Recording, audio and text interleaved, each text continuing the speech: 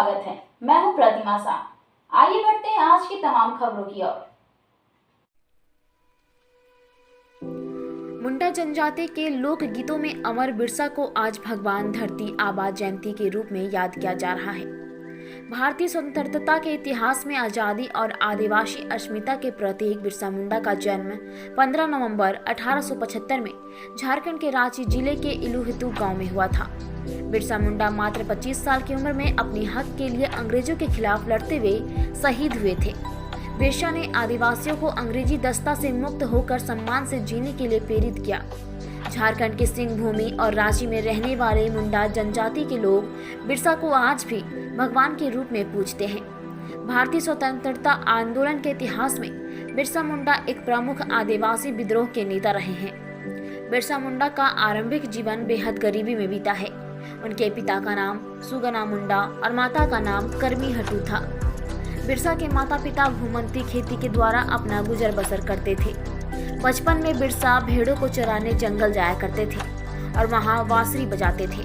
बिरसा बहुत ही अच्छी बांसुरी बजाने जानते थे। इसके अलावा बिरसा ने कद्दू से एक तार वाला वादक यंत्र तू इला का भी निर्माण किया था। गरीबी के चलते बिरसा के माता पिता उन्हें उनके मामा के पास आयु बतू गांव भेज दिया था, जहां उन्हें स्कूल में पढ़ने के लिए भेजा गया। बिरसा के शिक्षकों ने उसकी पढ़ाई में रुचि देखकर उन्हें क्रिश्चियन स्कूल में जाने का सुझाव दिया। यह वह दौर था जब क्रिश्चियन स्कूल में केवल ईसाई बच्चे ही पढ़ते थे, जिसके चलते बिरसा ने ईसाई धर्म को स्वीकार कर लिया और अपना नाम बदलकर डेविड रख लिया। बिरसा ने ईसाई स्कूल को छोड़ने के बाद हिंदू धर्म के प्रभाव में आ गए, जिसके बाद वो ईसाई धर्म परिवर्तन का विरोध करने के साथ ही आदिवासियों में जागरूकता फैलाने लगे। दरअसल उसी समय इस इलाके में रेल लाइन बिछाने का काम चल रहा था। अंग्रेजों द्वारा आदिवासियों का शारीरिक और चारित्रिक शोषण किया जा रहा था। आदिवासियों को ईसाई धर्म में परिवर्तन करने के लिए मजबूर किया जा रहा था। बिरसा ने सरकार की इन नीतियों का जमकर विरोध किया, लोगों को अपने धर्म का ज्ञान दिया, गौ हत्या का विरोध किया। 1895 में बिरसा ने अपने आप को अलौकिक ईश्वरीय क्षमता से युक्त विष्णु का अवतार घोषित किया। लोगों ने बिरसा को भगवान का अवतार मानकर विश्वास करने लगे। बड़ी संख्या में लोग उसकी बातों को सुनने के लिए इकट्ठा होने लगे। बिरसा की बातों से लोग बहुत तेजी से प्रभावित हो रहे थे, जिसके चलते ईसाई धर्म स्वीकार करने वालों की संख्या में तेजी से कमी आई। साथ ही ईसाई बन चुके मुंडा फिर से अपने पुराने धर्म में लौटने लगे। आगे चलकर बिरसा ने लगान माफी को लेकर अंग्रेजों के खिलाफ आंदोलन किया। बिरसा ने आदिवासियों की एक सेना बनकर अंग्रेजों के खिलाफ छाप मार लड़ाई शुरू कर दिया। 1897 से 1900 के बीच मुंडा आदिवासियों ने बिरसा के नेतृत्व में छापा मार लड़ाई द्वारा अंग्रेजों के नाक में दम कर दिया था। अगस्त 1897 में बिरसा और उसके 400 सिपाहियों ने 3 कमानों से लैस होकर खूंटी थाने पर धावा बोला था। 1898 में तांगा नदी के किनारे बिरसा ने अंग्रेजी सेना पर हमला किया और अंग्रेजों को पीछे हटने पर मजबूर कर दिया।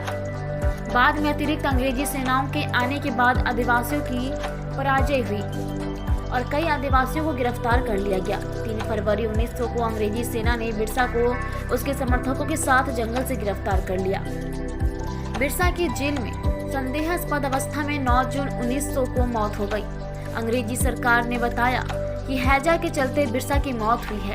हालांकि आज तक यह स्पष्ट नहीं हुआ कि बिरसा की मौत कैसे हुई है। बिरसा मात्र 25 साल की उम्र में देश के लिए शहीद होकर अंग्रेजों के खिलाफ लड़ाई को प्रेरित किया, जिसके चलते देश आजाद हुआ। मुंडा आदिवासियों द्वारा बिरसा को आज भी धरती बाबा के नाम से पूजा जाता है। बिरसा ने अंग्रेजों की लागू की गई जमींदारी प्रथा और राजस्व व्यवस्था के खिलाफ लड़ाई के साथ साथ जंगल जमीन की लड़ाई छेड़ी थी।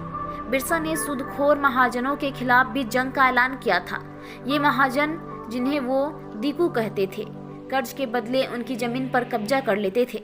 यह मात्र विद्रोह नहीं था, यह आदिवासी अस्मिता और संस्कृति को बचाने के लिए संग्राम था।